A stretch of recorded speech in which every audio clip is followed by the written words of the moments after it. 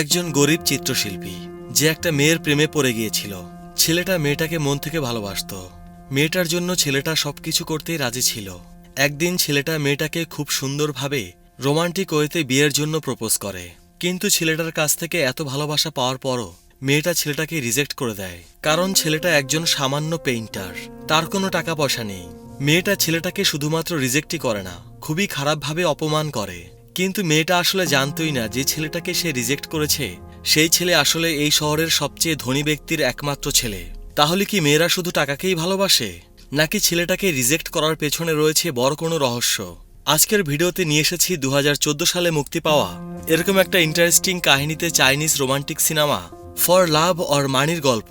এই গল্পটা আপনাকেও ভাবতে বাধ্য করবে যে জীবনে আসলে কিসের গুরুত্ব বেশি, টাকার গুরুত্ব বেশি নাকি ভালোবাসার গুরুত্ব বেশি। গল্পের শুরুতেই সিনেমার মুখ্য চরিত্র লুকে দেখা যায়। আজ লু খুবই খুশি, কারণ আজ তার ভালোবাসার মানুষের সাথে তার বিয়ে হতে চলেছে। সে যখন একটু একটু করে বউ সেজে তার হবু স্বামীর দিকে এগিয়ে যাচ্ছিল, ঠিক তখনই তার ফোন বেজে ওঠে এবং তার ঘুম ভেঙে যায়। অতএব এতক্ষণ সে তার সুন্দর একটি বিয়ের অদ্ভুত স্বপ্ন দেখছিল। তাকে তার বান্ধবী কল করলে সে হন্তদন্ত হয়ে রেডি হয়ে বের হয়ে পড়ে। আসলে লু একজন এয়ার হোস্টেস এবং তার বন্ধু মিন তাকে যথাসময়ে ডিউটিতে আসার জন্য কল করেছে। অন্যদিকে আমরা চাংকে দেখতে পাই, যে অস্ট্রিয়ার রাস্তায় দ্রুত গতিতে গাড়ি চালাচ্ছিল। লু যখন ডিউটিতে যাওয়ার জন্য রাস্তা পার হচ্ছিল, তখন চ্যাং গাড়ি নিয়ে এসে লুয়ের সামনে দাঁড়ায়। একটুর জন্য লু বেঁচে যায়, তার অ্যাক্সিডেন্ট হয় না। ঘটনার আকস্মিকতায় লু হতভম্ব হয়ে পড়ে। তখন চ্যাং লুয়ের একটি ছবি তুলে নেয়।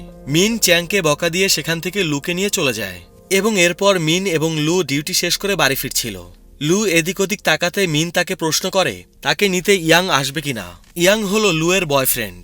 উত্তরে লু জানায় ইয়াং তাকে মেসেজ দিয়ে জানিয়েছে সে কিছুদিনের জন্য আমেরিকা গিয়েছে। লু আরও বলে খুব শীঘ্রই ইয়াং এর সাথে তার বিয়ে হতে যাচ্ছে, তাই সে তার চাকরিটি ছেড়ে দিয়ে ইয়াং এর সাথে সংসার করবে। আর যেহেতু সে চাকরি ছেড়ে দেবে, তাই সে মিনকে ডিনার ট্রিট দেবে।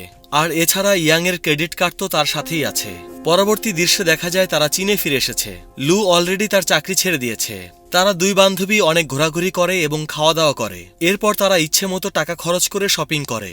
শপিং শেষ করে তারা যখন বাড়ি ফিরছিল, একটা 5 স্টার হোটেলে বিয়ে হতে দেখতে পায়। কিন্তু কাকতালীয়ভাবে 5 স্টার হোটেলে যে বিয়ে হচ্ছে সেখানে বরের নাম আর লুয়ের বয়ফ্রেন্ডের নাম একই, অর্থাৎ ইয়াং। মিন এখানে লুয়ের সাথে মজা করে এবং বলে এখন সত্যিই যদি ইয়াং এই বিয়ে বাড়ির ভেতরে থাকে এবং সে যদি বিয়ে করে, তাহলে লু কি করবে? একথা শুনে লু কিছুটা চিন্তিত হয়ে যায়। লুয়ের চিন্তা দেখে মিন বলে আর কিছুক্ষণ এখানে থাকলে তুমি হয়তো চিন্তায় মারা যাবে। এই 5 স্টার হোটেলে প্রবেশের সময় লুয়ের মনে পড়ে যায় ইয়াং এখানে তাকে ডিনারের জন্য নিয়ে এসেছিল এবং ইয়াং লুকে নো লিমিটস কার্ডটি উপহার দিয়েছিল। 5 স্টার হোটেলের ভিতরে প্রবেশ করে লু দেখতে পায় এই বিয়ের বর আর কেউ নয় বরং তার বয়ফ্রেন্ড ইয়াং। এটা দেখে তার পায়ের নিচ থেকে মাটি সরে যায়। ইয়াং লুকে চিট করে অন্য একজনকে বিয়ে করছে। ওই সময় ইয়াংও লুকে দেখতে পায়, কিন্তু সে লুকে কিছুই বলতে পারছিল না। লু পাগলের মতো কান্না করতে করতে হোটেল থেকে বেরিয়ে আসে। আর এর মধ্যেই বৃষ্টি শুরু হয়ে যায়, কিন্তু লু বৃষ্টিতে ভিজে ভিজে কান্না করতে করতে হেঁটেই চলছিল। যে বয়ফ্রেন্ডের জন্য সে সবকিছু ছেড়ে দিতে প্রস্তুত ছিল, আজ সে তাকে এত বড় ধোঁকা দিয়ে অন্য মেয়েকে বিয়ে করছে। এই কথা সে কখনো স্বপ্নেও কল্পনা করেনি। বৃষ্টির মধ্যে হাঁটতে হাঁটতে সে রাস্তার দিকেও খেয়াল করে না। হঠাৎ একটা প্রাইভেট কারের সাথে তার অ্যাক্সিডেন্ট হতে গেলে ইয়াং তাকে বাঁচিয়ে নেয়। ইয়াং লুকে জড়িয়ে ধরে শান্ত করার চেষ্টা করে। ইয়াং বলে সে শুধু তাকেই ভালোবাসে, আর সে যাকে বিয়ে করছে সেটা একটা লোক দেখানো বিয়ে, কারণ মেয়েটি অনেক ধনী। আর মেয়েটিকে যদি বিয়ে করে তাহলে মেয়েটির বাবার সবকিছু তার হবে, যা সে 10 বছর পরিশ্রম করলেও এত টাকা উপার্জন করতে পারবে না। তার বিয়ে একটা ব্যবসা, এছাড়া আর কিছুই নয়। আর তার স্ত্রী হলো তার পার্টনার। এর পক্ষান্তরে লু জিজ্ঞেস করে তাহলে আমি কে? আমি কি তোমার জন্য একটা খেলনার পুতুল মাত্র? ইয়াং বলে আমার ভালোবাসার ওপর বিশ্বাস রাখো, আর জেনে রাখো বিয়ে কেবলমাত্র একটা কাগজের সই। আমি তোমাকে ভালোবাসলেই যে বিয়ে করতে হবে এমন কোনো কথা নেই।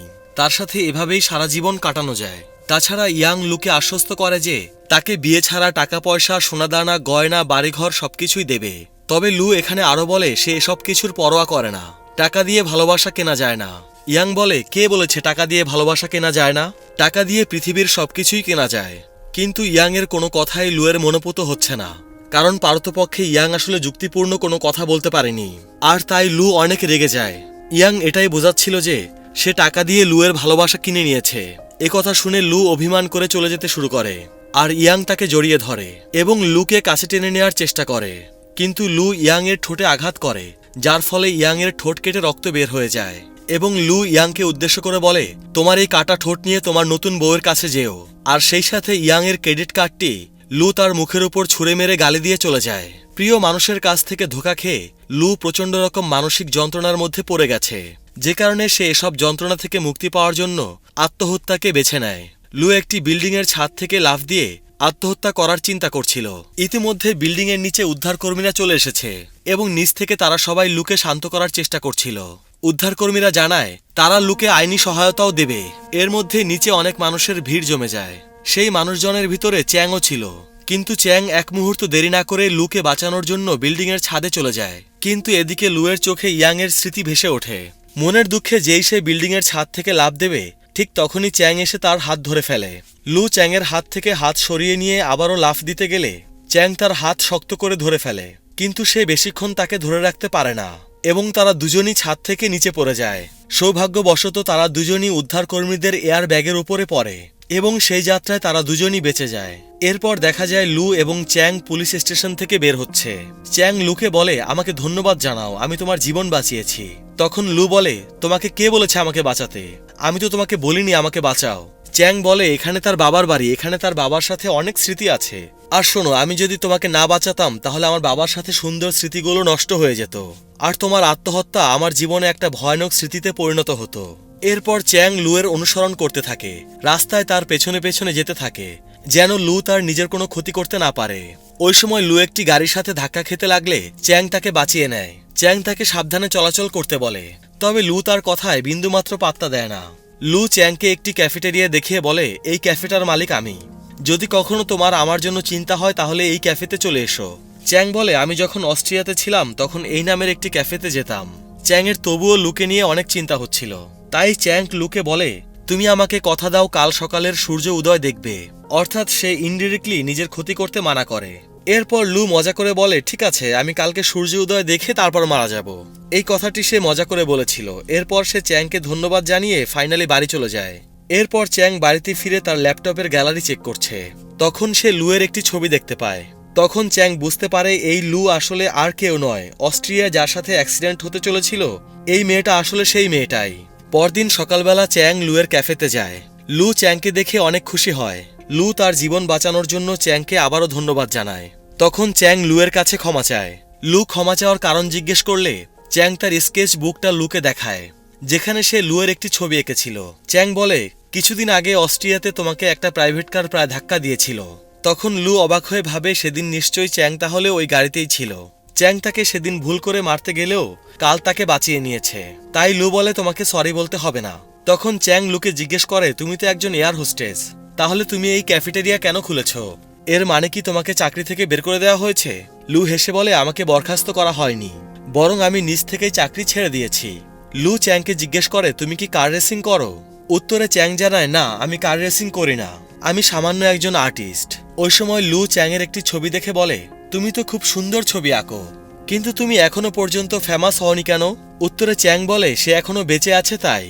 সকল আর্টিস্ট মারা যাওয়ার পর ফেমাস হয়, আর যে সকল আর্টিস্টরা বেঁচে থাকতেই ফেমাস হয় তাদের কাছে অনেক টাকা চলে আসে, যার ফলে তাদের আর্ট করার আগ্রহ কমে যায়, কারণ টাকা দিয়ে তারা করার মতো আরও অনেক কাজ খুঁজে পায়। আর ঠিক এ কারণেই আমি এখনই ফেমাস হতে চাই না। সে আরও বলে, অনেক পরিশ্রম করে একটি এক্সিবিশনের আয়োজন করতে যাচ্ছে। এটা শুনে লু খুশি হয়ে তাকে শুভেচ্ছা জানায়। তারা দুজন একসাথে অনেকক্ষণ গল্প করে। সন্ধ্যাবেলায় চ্যাংয়ের আঁকা ছবিটি লুয়ের ক্যাফেটেরিয়াতে টাঙিয়ে দেয়। ওই সময় লু তার জন্য খাবার নিয়ে আসে। ঠিক তখনই কয়েকজন দুষ্টু ছেলে এসে লুকে খাবার দিতে বলে। লু বলে, ক্যাফে বন্ধ হয়ে গেছে, তোমরা চলে যাও। কিন্তু ছেলেগুলো লুয়ের সাথে অসভ্যতা করতে শুরু করে, যা দেখে চ্যাং রেগে যায় এবং তাদের হাত থেকে লুকে ছাড়িয়ে নেয়। এর ফলে দুই পক্ষের মধ্যে লড়াই শুরু হয়ে যায়।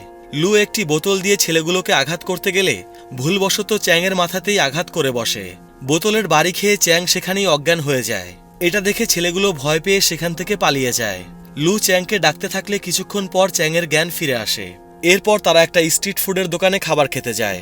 লু এখানে চ্যাংকে হাসপাতালে নিয়ে যেতে চাইলেও চ্যাং বলে, এই সামান্য ব্যথার জন্য হাসপাতালে যাওয়ার কোনো প্রয়োজন নেই। আর এরপর তারা দুজন গল্প করতে থাকে। চ্যাং বলে, এখানকার সবকিছুই আগের মতো আছে। চ্যাং বলে, এখানকার একটা এলিমেন্টারি স্কুলেই সে পড়াশোনা করত। লু বলে, আমিও তো ওই একই স্কুলে পড়াশোনা করেছি। তারা দুজন এই বিষয় নিয়ে হাসাহাসি করতে থাকে। এরপর তারা আরও কিছুক্ষণ গল্প করে। এরপর বৃষ্টি শুরু হলে চ্যাং তার জ্যাকেটটি লুয়ের মাথায় দিয়ে লুকে বাড়িতে পৌঁছে দেয়। এ পর্যায়ে এখান থেকে চলে যাওয়ার আগে চ্যাং লুয়ের কাছে তার মোবাইল নাম্বার চায়। চ্যাংয়ের সাথে তখন মোবাইল ছিল না, তাই লু তার নাম্বারটি চ্যাংয়ের হাতে লিখে দেয়। এরপর লুকে বিদায় জানিয়ে চ্যাং বাড়ির উদ্দেশ্যে রওনা হয়। বৃষ্টির পানিতে হাতে লেখা লুয়ের নাম্বারটি মুছে যেতে পারে, এ কারণে চ্যাং তার হাতটি পকেট থেকে আর বের করে না। লু জানালা দিয়ে চ্যাংয়ের এসব কাণ্ড দেখে হাসতে থাকে। লুয়ের বান্ধবী মিং জিজ্ঞেস করে, তুমি কি কারোর সাথে ডেট করছো? লু বলে, না, চ্যাং শুধুমাত্র আমার একজন ভালো বন্ধু। অন্যদিকে অতি সাবধানে রাখার পরও বৃষ্টির পানিতে লুয়ের নাম্বারটি চ্যাংয়ের হাত থেকে মুছে গিয়েছিল।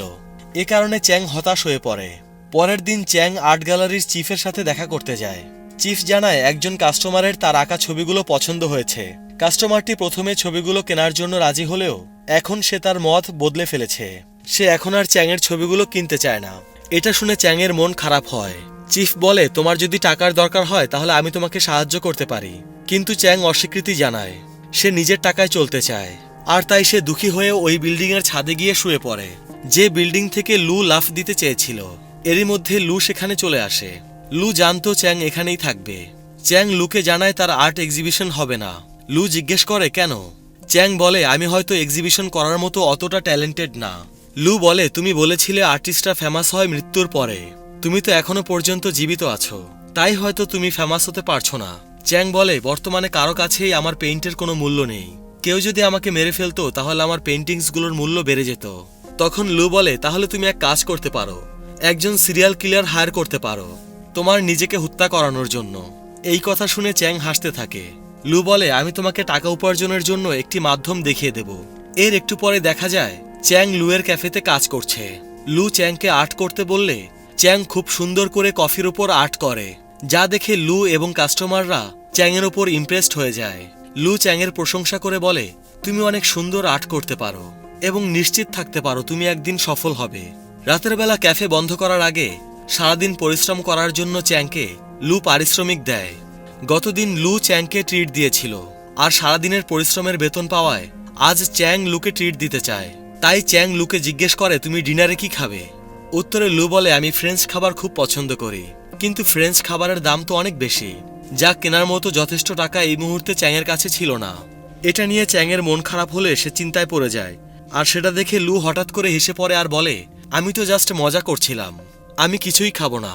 এর একটু পরেই আমরা দেখতে পাই চ্যাং তার এক বন্ধুর সাথে কার রেসিং এরিয়াতে গেছে, যেখানে তারা কার রেসিং করে টাকা ইনকাম করতে পারবে। এখানে চ্যাং লিয়ান নামের একজনকে বলে তার গাড়িটা খুব সুন্দর এবং পাওয়ারফুল। এত ভালো গাড়ি থাকা সত্ত্বেও সে হেরে যাবে, কারণ তোমার প্রতিপক্ষে আমি থাকবো। চ্যাংয়ের এই কথা শুনে সবাই চ্যাংকে নিয়ে হাসাহাসি করতে থাকে।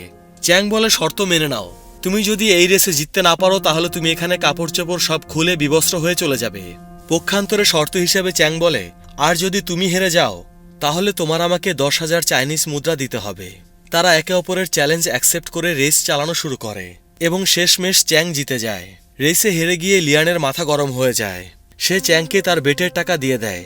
চ্যাং ওই টাকা থেকে অল্প কিছু টাকা নিজের কাছে রেখে বাকি টাকা সে তার ওই বন্ধুকে দিয়ে দেয় যার সাথে রেসে এসেছিল।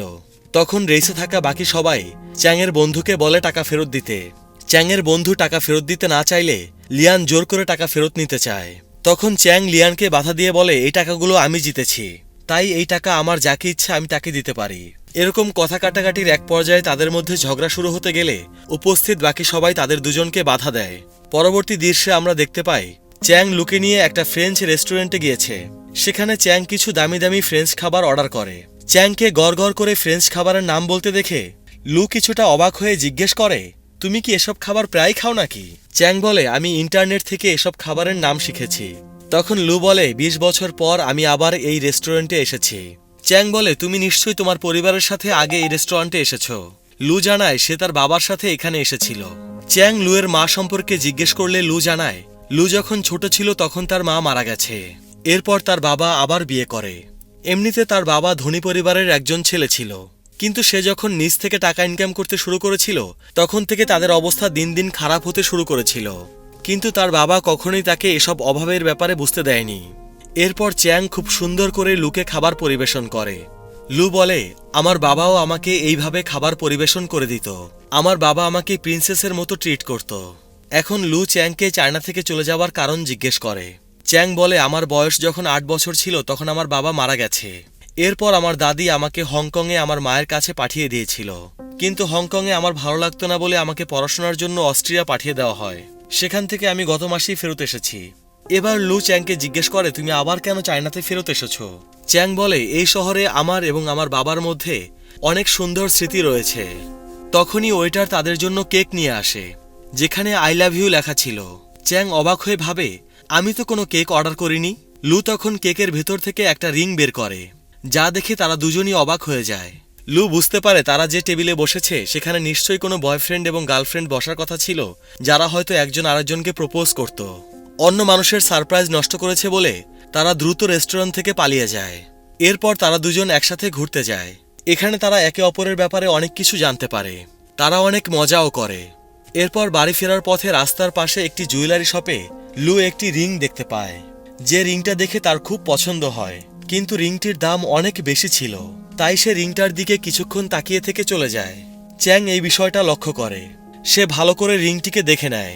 বাড়ি ফেরার পর চ্যাং পেইন্টিংয়ে মনোযোগ দেয়। তখন লিয়ান এসে চ্যাংকে কার রেসিংয়ের জন্য আবারও চ্যালেঞ্জ করে। লিয়ান এবারও সেই আগের শর্ত দেয়, তুমি যদি রেসে হেরে যাও তাহলে তোমাকে বিবস্ত্র অবস্থায় বাড়ি ফিরতে হবে। চ্যাং রেস করতে রাজি না হলে লিয়ান তাকে হুমকি দিয়ে বলে, তুমি যদি রেস করতে রাজি না হও তাহলে তুমি যে ক্যাফেতে কাজ করো এবং তুমি যে স্টুডিওতে পেইন্টিংয়ের কাজ করো সেগুলো সব আমি ভেঙে ফেলবো। ফলে চ্যাংকে বাধ্য হয়ে লিয়ানের কথা মেনে নিতে হয়। পরদিন রাতে চ্যাং লিয়ানের সাথে রেস করতে আবার যায়। চ্যাং দ্রুত গতিতে তার গাড়ি চালাচ্ছিল। এমন সময় হঠাৎ লু তার গাড়ির সামনে চলে আসলে সে কোনো রকমে গাড়ি ব্রেক করে। চ্যাং গাড়ি থেকে নেমে লুকে জিজ্ঞেস করে, তুমি এখানে কি করছো? লু বলে, চ্যাংয়ের মতো তারও জীবন আছে, কিন্তু সে তার জীবন নিয়ে খেলা করে না। কথা বলেই লু সেখান থেকে রাগ করে চলে যায়। লুয়ের জন্য গাড়ি থামানোর কারণে চ্যাং এই রেসটিতে হেরে গিয়েছিল। আর এরপর চ্যাং বিবস্ত্র অবস্থায় লুকিয়ে লুকিয়ে লুয়ের ক্যাফেতে আসে। লুয়ের ক্যাফে কাছে হওয়ায় সে এখানে আসে। লু চ্যাংকে একটি চাদর পরতে দেয়। এরপর লু জিজ্ঞেস করে, তুমি কি এই একই কাজ করে আমাকে ডিনারে নিয়ে গিয়েছিলে? চ্যাং হ্যাঁ উত্তর দিলে লু আরও বেশি রেগে যায়। লু বলে, তুমি এই সামান্য টাকার জন্য নিজের জীবন বাজি রাখছো? তাছাড়া তুমি আগে কখনো তোমার এই রেসিংয়ের ব্যাপারে বলোওনি। এবার চ্যাং জানায় সে যখন অস্ট্রিয়া ছিল তখন সে তার বন্ধুদের সাথে মাঝে মাঝে হ্যাংআউটে যেত, আর সে তখন কার রেসিংয়ের মাধ্যমে টাকা উপার্জনের কথা জেনেছিল। আর এরপর সে মাঝে মাঝে কার রেসিং করে তার টিউশন ফি চালাতো। কিন্তু এখন সে তার কোনো বন্ধুর সাথে কোনো যোগাযোগ রাখে না। লু চ্যাংয়ের কাণ্ড দেখে কান্না করতে থাকে, কারণ চ্যাং তাকে খুশি করার জন্য তার জীবন বাজি রেখেছিল। চ্যাং লুকে শান্ত করার জন্য সে লুকে তার স্টুডিওতে নিয়ে যায়, যেখানে গিয়ে লু মুগ্ধ হয়ে যায়, কারণ চ্যাং পুরো দেয়াল জুড়ে শুধুমাত্র লুয়ের ছবি এঁকে রেখেছিল। লু চ্যাংকে বলে, আমার আরও একটি ছবি আঁকো। চ্যাং ছবি আঁকতে শুরু করে। এরপর লু তাকে সত্য কথাটা খুলে বলে, সেদিন আমি সুইসাইড করতে গিয়েছিলাম কারণ আমার এক্স বয়ফ্রেন্ড আমাকে ধোঁকা দিয়েছিল। যেটা শুনে চ্যাং তাকে মানসিক সাপোর্ট দেয়। তারা দুজন একসাথে থাকতে থাকতে একে অপরকে ভালোবেসে ফেলে।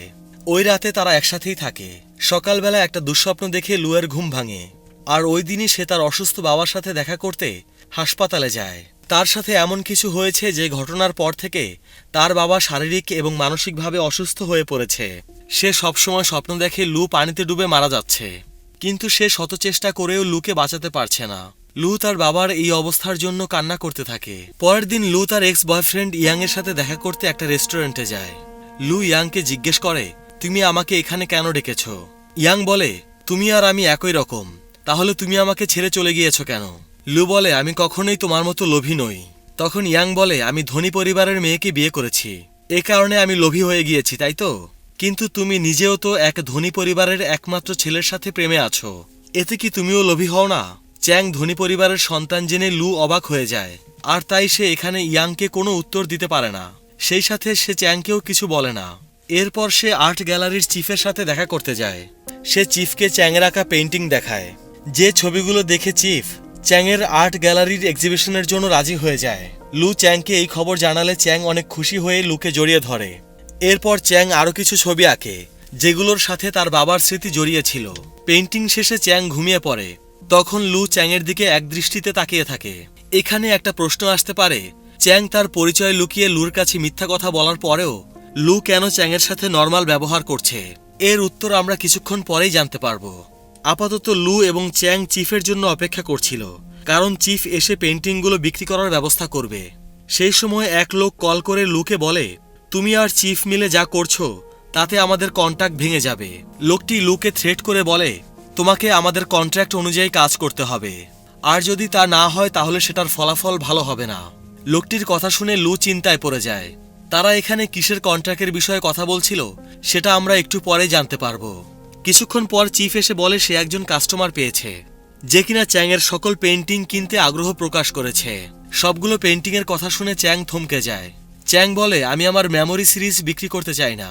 যা শুনে চিফ রেগে যায়, কারণ ওই কাস্টমার চ্যাংয়ের মেমোরি সিরিজ দেখেই ওই পেন্টিংগুলো কিনতে আগ্রহ প্রকাশ করেছে, কিন্তু চ্যাং এখন বলছে সে এগুলো বিক্রি করবে না। চিফ রেগে চলে যেতে থাকলে চ্যাং তাকে পেছন থেকে ডাক দেয়, অর্থাৎ সে মেমোরি সিরিজগুলো বিক্রি করতে রাজি হয়েছে। পরদিন চ্যাং ক্যাফের সামনে আসলে ওই সুন্দর রিংটি দিয়ে চ্যাং বিয়ের প্রস্তাব দেয় লুকে। এই আংটিটি সেদিন লু পছন্দ করেছিল। রিংটা দেখে সে অনেক কান্না করতে থাকে। লু চ্যাংকে জিজ্ঞেস করে, তুমি এই রিং কেনার টাকা কোথায় পেয়েছো? উত্তরে চ্যাং বলে, আমি আমার কিছু পেন্টিং বিক্রি করে দিয়েছি। লু বলে, সামান্য এই আংটির জন্য তুমি তোমার বাবার সাথে মেমোরি সিরিজ বিক্রি করে দিয়েছো? আজ তোমার কাছে টাকা নেই বলে তুমি এত নিচে নেমেছো, আর এভাবেই তুমি এরপর থেকে টাকার জন্য নিজেকে ছোট করতে থাকবে। এ কথা বলে লু কান্না করতে করতে সেখান থেকে চলে যায়। আসলে তার মনে একটা চাপা কষ্ট আছে যেটা সে প্রকাশ করতে পারছে না। তাই সে একা একা ছাদের ওপর দাঁড়িয়ে চ্যাংয়ের কাছে ক্ষমা চাইতে থাকে আর কান্না করতে থাকে। এরপর লু ক্যাফেতে ফিরে আসলে দেখতে পায় চ্যাং এখনো তার জন্য সেখানেই অপেক্ষা করছে। এরপর লু চ্যাংকে নিয়ে চ্যাংয়ের বাড়িতে যায়। চ্যাং দেখতে পায় তার বিক্রি করা সকল পেন্টিং লু ফিরিয়ে এনেছে। লু তাকে বলে, দ্বিতীয়বার এগুলো টাকার জন্য বিক্রি করবে না। চ্যাং জিজ্ঞেস করে, তাহলে তুমি কি আমার প্রপোজালে রাজি হয়েছ? লু বলে, দেখো, আমি তোমার সাথে কিছুদিন ঘুরে বেরিয়েছি, তার মানে এই না যে তোমাকেই আমার বিয়ে করতে হবে। চ্যাং বলে তাকে এই ব্যাপারে সময় নিয়ে ভাবতে। তারপর লু তাকে বলে, তুমি আর কখনো আমার সামনে আসবে না। এই কথা বলে লু সেখান থেকে বেরিয়ে যায়। এরপর আমরা একটা অদ্ভুত পরিবর্তন লক্ষ্য করি। এরপর দেখা যায় লু তার এক্স বয়ফ্রেন্ড ইয়াং এর সাথে ডেটে গেছে। তখন চ্যাং এসে লুকে জিজ্ঞেস করে, তুমি আমাকে ছেড়ে দিয়েছো কেন? তারপর লু বলে, আমি এমন কোনো গরিব ছেলেকে বিয়ে করতে পারবো না যে আমার ইচ্ছে স্বপ্ন পূরণ করতে পারবে না। সামান্য একটা রেস্টুরেন্টে আমাকে খাওয়ানোর জন্য তোমাকে তোমার জীবন বাজি ধরতে হয়। তাই আমি আমার এক্স বয়ফ্রেন্ডের কাছে ফিরে যাচ্ছি। ও আগে থেকেই অনেক রিচ। লু আরো বলে, তুমি একজন সামান্য আর্টিস্ট যার পেন্টিং কেউ কেনে না, কারণ তোমার ছবিগুলো সবই মূল্যহীন। যে কথাগুলো শুনে চ্যাং অনেক কষ্ট পায়, তার হৃদয় চূর্ণ বিচূর্ণ হয়ে যায়। তখন চ্যাংয়ের কাছে মনে হয় লু একটা লোভী মেয়ে, কিন্তু দর্শক হিসেবে আমরা তো জানি লু আসলে জানে চ্যাং কত বড় লোক। এটা জানার পরও লু কেন চ্যাংয়ের সাথে এমন ব্যবহার করছে, ব্যাপারটা বেশ আগ্রহ সৃষ্টি করে। আর এদিকে লুয়ের এক্স বয়ফ্রেন্ড ইয়াং লুকে জোর জবরদস্তি করার চেষ্টা করে। লু ইয়াংকে দূরে সরিয়ে দিয়ে হাসতে থাকে। লু বলে, আমি তোমার প্রতি মোটেও ইন্টারেস্টেড না, আর আমি একটি কন্ট্রাক্ট করেছি, সেই কন্ট্রাক্টের জন্য তুমি কেবলমাত্র একটা চরিত্র। তখন ইয়াং বলে, তার মানে তুমিও আমার মতো টাকার পেছনেই ছোট, তোমার আমার মধ্যে কোনো পার্থক্য নেই। এ কথা বলে ইয়াং সেখান থেকে চলে যায়। লু সেখানেই কান্না করতে থাকে। ঠিক তখনই একটি ফ্ল্যাশব্যাক দৃশ্য দেখানো হয়। আসলে যে লোকটি কল করে লুকে কন্ট্রাক্টের হুমকি দিয়েছিল, সেই লোকটি কিছুদিন আগে তাকে প্রাইভেট প্লেনে করে হংকং নিয়ে এসেছিল। লোকটি মূলত চ্যাংয়ের মায়ের লোক ছিল, যে কিনা লুকে নিয়ে চ্যাংয়ের মায়ের কাছে আসে। চ্যাংয়ের মা বলে, ওর বাবা মারা যাওয়ার পর থেকে আমি চ্যাংকে অনেক কষ্ট করে বড় করেছি। আমি ভেবেছিলাম চ্যাং আমার বিজনেসের দায়িত্ব নেবে, কিন্তু চ্যাং আমার বিজনেসের দায়িত্ব না নিয়ে সাধারণভাবে জীবনযাপন করতে চায় এবং পেইন্টিং করতে চায়। চ্যাংয়ের মা লুকে বলে, তুমি চ্যাংয়ের সাথে প্রেমের অভিনয় করে ওকে এই বলে ছেড়ে দেবে যে ও গরিব। তোমার একমাত্র দায়িত্ব হচ্ছে চ্যাংকে বোঝানো পৃথিবীতে টাকা ছাড়া কোনো কিছুর মূল্য নেই, ভালোবাসার জন্য হলেও টাকা প্রয়োজন। আর এভাবে চ্যাং টাকার মূল্য বুঝে আমার কাছে ফিরে আসবে। আর এই কাজের বিনিময়ে চ্যাংয়ের মা লুকে 15 মিলিয়ন চাইনিজ মুদ্রা দিবে। অর্থাৎ এতদিন ধরে লু যে চ্যাংয়ের কাছাকাছি এসেছে, তার সাথে মিশেছে, ঘুরেছে ফিরেছে, সবকিছু চ্যাংয়ের মায়ের কথাতেই করেছে। আর এ কারণেই ইয়াং যখন লুকে জানিয়েছিল চ্যাং একজন ধনী পরিবারের ছেলে, তখন সে কোনো প্রকার রিয়্যাক্ট করেনি বা ইয়াংকে কোনো উত্তরও দেয়নি, কারণ সে তো আগে থেকেই পুরো ব্যাপারটা জানতো। এরপর চ্যাংয়ের সাথে কিছুদিন মেলামেশা করে এরপর চ্যাংয়ের মায়ের সাথে লু আবারও দেখা করতে যায়। লু চ্যাংয়ের মাকে বলে, আমার টাকার কোনো প্রয়োজন নেই, আমি চ্যাংয়ের সাথে থাকতে থাকতে চ্যাংকে ভালোবেসে ফেলেছি। লুয়ের এসব কথার গুরুত্ব না দিয়ে চ্যাংয়ের মা বলে, এসব কথা বাদ দিয়ে কন্ট্রাক্ট অনুযায়ী কাজ শেষ করো। লু অনেক কান্নাকাটি করে, কারণ সে যাকে ভালোবাসে তাকে এভাবে ধোকা দিতে পারছে না। অনিচ্ছা থাকা সত্ত্বেও তাকে সেটা করতে হয়, যেহেতু সে কন্ট্রাক্টে সাইন করেছে। এরপর লু এতটাই আপসেট হয়ে যায় যে সে মিংকে বলে এত টাকা দিয়ে কি করবে যদি সে শান্তিতেই না থাকে। লু ড্রিঙ্ক করতে করতে বলে, সে যে মানুষটাকে প্রাণের চেয়েও বেশি ভালোবেসেছে তাকে সে কিছু টাকার জন্য ধোঁকা দিয়েছে। চ্যাং আমাকে খুশি করার জন্য জীবন বাজি রেখেছিল। এ কথা বলতে বলতে লু কান্না করতে করতে অজ্ঞান হয়ে যায়। অন্যদিকে চ্যাং তার মায়ের সাথে দেখা করতে আসে। চ্যাংয়ের মা তাকে বলে ফিরে আসতে। চ্যাং তার মায়ের কাছে তার বাবার মৃত্যুর কারণ জানতে চায়। উত্তরে তার মা জানায়, তোমার বাবা ফ্যামিলির বিরুদ্ধে গিয়ে পেইন্টিং করত, যে কারণে তোমার দাদা দাদি তোমার বাবার উপর ভীষণ রেগে থাকতো। তোমার বাবা কখনো তোমাদের ফ্যামিলি বিজনেসের প্রতি নজর দেয়নি, আর এ কারণেই আমাকে তোমাদের পারিবারিক বিজনেস দেখতে হয়েছে। চ্যাংয়ের বাবা পেইন্টিং করলেও কোনোদিন সে তার পেইন্টিং বিক্রি করতে পারেনি, একজন ভালো আর্টিস্ট হতে পারেনি, যে কারণে তার স্বপ্ন ভেঙে যায় এবং সে মানসিক যন্ত্রণার মধ্য দিয়ে জীবন কাটাতে থাকে। আর একটা সময় যন্ত্রণা থেকে বাঁচতে সে নিজেই নিজেকে শেষ করে দেয়। আর এখন তুমিও তোমার বাবার মতোই করছো। চ্যাংকে চ্যাংয়ের মা আরও বলে, তুমি কি তোমার ক্যারিয়ার এভাবেই শেষ করে দেবে? পরবর্তী দৃশ্যে দেখা যায় চ্যাং একটি মিটিংয়ে গেছে, অর্থাৎ এখন থেকে সে তার ফ্যামিলি বিজনেসের দায়িত্ব নিয়েছে। এর মানে হলো তার মায়ের পরিকল্পনা খুব ভালোভাবেই কাজ করেছে। এরপর দেখা যায় চ্যাং বিজনেসের কাজে অনেক ব্যস্ত থাকলেও প্রতি মুহূর্তেই লুকে মিস করত। সে লুকে ভোলার জন্য ড্রিঙ্কও করতে থাকে। ওই সময় একটি ফ্ল্যাশব্যাক দৃশ্য দেখানো হয়। লু ছেড়ে যাওয়ার পর চ্যাং মাত্রা অতিরিক্ত ড্রিঙ্ক করে কার রেসিংয়ের ওখানে গিয়েছিল। সে ওখানে 1 মিলিয়ন চাইনিজ মুদ্রার বেট লাগাতে চায়। সে ড্রাঙ্ক অবস্থায় ছিল বলে লিয়ানোকে মেরে বলে, তুমি এখান থেকে চলে যাও। কিন্তু উল্টো চ্যাং লিয়ানকে মেরে তার দিকে টাকা ছুঁড়ে বলে, তোমরা শুধু টাকা চেনো, তোমাদের কাছে জীবনের চেয়ে টাকার মূল্য বেশি, কিন্তু এই টাকার চেয়ে ভালোবাসার মূল্য অনেক বেশি। এরপর কাহিনী ফিরে আসে বর্তমানে। একটা পার্টিতে চ্যাংয়ের পেন্টিং দেখে গেস্টরা মুগ্ধ হয়ে যায়। গেস্টরা পেন্টিংগুলো বিক্রি করতে বললে চ্যাংয়ের মা বলে, এই পেন্টিংগুলোর সাথে আমাদের পরিবারের স্মৃতি জড়িয়ে আছে, তাই এই পেন্টিংগুলো বিক্রি করার প্রশ্নই আসে না। কিন্তু চ্যাং এখন চাইছিল এই পেন্টিংগুলো বিক্রি করতে, কারণ এই পেন্টিংগুলোর সাথে লুয়ের স্মৃতিও জড়িয়ে আছে। চ্যাং বলে, যত কম দামি হোক না কেন পেন্টিংগুলো বিক্রি করে দেওয়ার ব্যবস্থা করো। কিছুদিন পর একজন কাস্টমার চ্যাংয়ের পেন্টিংগুলোর জন্য 15 মিলিয়ন চাইনিজ মুদ্রা দিতে প্রস্তুত হয়ে যায়। চ্যাং একথা শুনে বেশ অবাক হয়ে যায়। চ্যাং কোনোভাবেই বুঝতে পারছিল না কেউ কেন এতগুলো টাকা দিয়ে তার এই পেন্টিংগুলো কিনতে চাইছে। তাই সে নিজে কাস্টমারের সাথে দেখা করতে অস্ট্রিয়াতে যায়। কাস্টমারের বাড়িতে পৌঁছে দরজা খুলতেই চ্যাং লুকে দেখতে পায়, যে কিনা অনেক টাকা দিয়ে হলেও পেন্টিংগুলো কিনতে চাচ্ছিল। চ্যাংকে ধোঁকা দেওয়ার পর থেকে লু তিলে তিলে শেষ হয়ে যাচ্ছে। সে জীবনের প্রতিটি মুহূর্তে চ্যাংকে পাগলের মতো মিস করছিল। চ্যাং দেখতে পায় লু একটি পুরাতন বাড়িতে বাস করছে। চ্যাং খোঁচা মেরে বলে, তোমার বয়ফ্রেন্ডও কি তোমাকে ছেড়ে চলে গেছে? লুয়ের অবস্থা দেখে চ্যাং লুকে অনেক অপমান করতে থাকে। তুমি আমাকে টাকার জন্য ছেড়ে চলে গিয়েছিলে, কিন্তু আজ আমার কাছে এত টাকা আছে যা তুমি কল্পনাও করতে পারবে না। আমি আমার বাবার মতো পেন্টিং করে অনেক সময় নষ্ট করে ফেলেছি।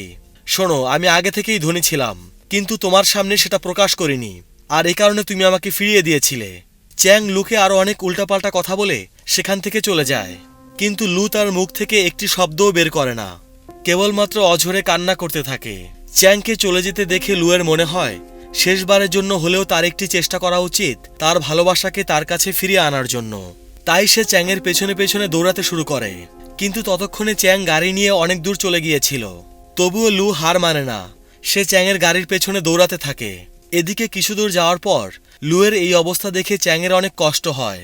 এ কারণে সে আর গাড়ি চালিয়ে সামনে যেতে পারে না। তাই সে গাড়ি ঘুরিয়ে আবারও লুয়ের বাড়ির দিকে ফিরে আসে, কিন্তু সে বাড়ির কোথাও লুকে খুঁজে পায় না। আর এরপর চ্যাং লুকে খোঁজার জন্য বাড়ির বাইরে বেরিয়ে যায়। অন্যদিকে রাস্তা দিয়ে দৌড়ানোর সময় লু একজন ছিনতাইকারীর কবলে পড়ে। ছিনতাইকারী লুয়ের হাতে থাকা আংটিটি চাচ্ছিল। আংটিটি চ্যাংয়ের দেয়া সেই রিংটি ছিল, আর এই আংটিটিকে আঁকড়ে ধরেই চ্যাং এতদিন ধরে জীবিত ছিল। আর ঠিক এ কারণেই সে তার ভালোবাসার মানুষের দেয়া উপহার সেই রিংটি কোনোভাবেই ছিনতাইকারীকে দিতে রাজি হচ্ছিল না। কথা কাটাকাটির এক পর্যায়ে ধস্তাধস্তি করতে করতে ছিনতাইকারী এক পর্যায়ে লুয়ের পেটে চাকু ঢুকিয়ে দেয়। এরপর লু মাটিতে লুটিয়ে পড়ে। এটা দেখে ছিনতাইকারী ভয় পেয়ে যায় এবং সেখান থেকে তাড়াহুড়ো করে পালিয়ে যায়। তবে লু তখনও পর্যন্ত হার মানেনি। ভালোবাসার মানুষের কাছে যাওয়ার জন্য শরীরের সর্বশেষ শক্তিটুকু দিয়ে উঠে দাঁড়ায়। রক্তাক্ত অবস্থায় সে চ্যাংকে খুঁজতে থাকে। অন্যদিকে চ্যাংও তাকে গাড়ি নিয়ে খুঁজতে থাকে, এবং একটা সময় হঠাৎ করে লু চ্যাংয়ের গাড়ির সামনে চলে আসে। চ্যাংও গাড়ি কন্ট্রোল করতে পারে না, যার ফলে লুয়ের অ্যাক্সিডেন্ট হয়ে যায়। সে গাড়ির সাথে ধাক্কা খেয়ে ছিটকে গিয়ে পড়ে পানির মধ্যে। পানিতে ডুবতে ডুবতে তার মনে পড়ে চ্যাংয়ের সাথে কাটানো তার সমস্ত ভালোবাসার স্মৃতি। এরপর চ্যাং তাকে উদ্ধার করে হসপিটালে নিয়ে যায়। চ্যাং দেখতে পায় লু তার দেয়া আংটিটি পরে আছে। রিংটি দেখে বুঝতে পারে লু তাকে অনেক ভালোবাসে। এরপর চ্যাং তার মায়ের সাথে কথা বললে তার মা তাকে সমস্ত সত্যটা খুলে বলে। চ্যাংয়ের মা আরো বলে, লু আমাকে বলেছিল ও তোমাকে ভালোবেসে ফেলেছে, তার টাকার কোনো দরকার নেই, সে শুধুমাত্র চ্যাংকে চায়। এটা শুনে চ্যাং বলে, সবকিছু টাকা দিয়ে কেনা যায় না, মিলিয়ন টাকা দেওয়ার পরও লু আমাকে ভালোবেসে ফেলেছে, ওর ভালোবাসার কাছে টাকা মূল্যহীন। এরপর চ্যাং চলে যাওয়ার আগে তার মাকে বলে, এরপর টাকা দিয়ে তুমি আমাকে ফিরিয়ে আনার চেষ্টা করা বন্ধ করো। এরপর সে আবারও ফ্যামিলি বিজনেস ছেড়ে লুয়ের কাছে চলে যায়। এরপর চ্যাং লুকে বলে, আমি আর কখনোই তোমাকে ছেড়ে যাব না। আর এরপর চ্যাং লুকে আবারও সেই বিয়ের রিংটি পরিয়ে দিয়ে বিয়ের জন্য প্রপোজ করে।